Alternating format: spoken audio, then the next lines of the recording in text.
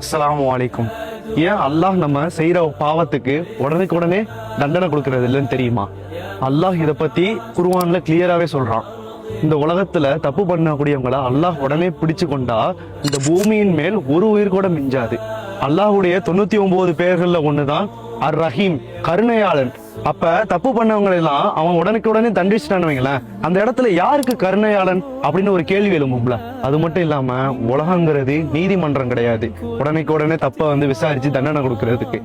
இது சோதனை மையம். இப்ப லாஜிக்கா சொல்லணும்னா, இப்போ எக்ஸாம் ஹால்ல ஒரு எக்ஸாம் நடக்குதுன்னு வைங்களேன், அந்த எக்ஸாம் ஹால்ல ரிசல்ட் வந்துறது கிடையாது.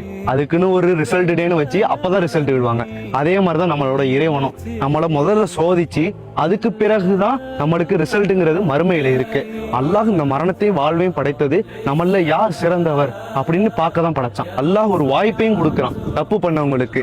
அவன் என்கிட்ட தௌபா கேட்கிறானா, பாவ மன்னிப்பு கேட்கிறானா அப்படின்னு சொல்லிட்டு. நிறைய பேருக்கு நான் செஞ்ச பாவத்தை அல்லாஹ் மன்னிப்பானா அப்படிங்கிற கேள்வி அவங்களுக்குள்ளே இருக்கும். அல்லாஹ் குர்ஆன்ல தெளிவாவே சொல்றான், குல் யா இபாதி அல்லதீன அஸ்ரஃபு அலா அன்ஃபுஸிஹிம் லா தக்னது மிர் ரஹ்மத்தில்லாஹ். வரம்பு மீறி பாவம் செய்யற என் அடியானேன்னு தான் சொல்றான். ஒருபோதும் பாவிகளேன்னு சொன்னதில்ல. அல்லாஹ்வோட அருள்ல கொஞ்சம் கூட நம்பிக்கை இழந்துடாதீங்கன்னு சொல்றான்.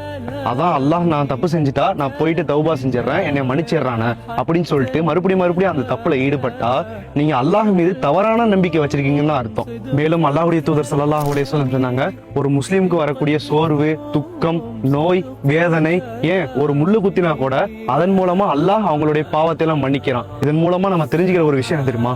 அல்லாஹ் மிகப்பெரிய கருணையாளர். பாவம் செஞ்சா பாவத்தை மன்னிப்பான். அதனால அடுத்த தடவை பாவம் செஞ்சா இதை மன்னிப்பானா அப்படின்னு கேட்கறத விட இதை கண்டிப்பா என் ரப்பு மன்னிப்பான் அப்படின்னு சொல்லிட்டு அவன்கிட்ட தௌபா கேளுங்க இன்ஷா அல்லாஹ்.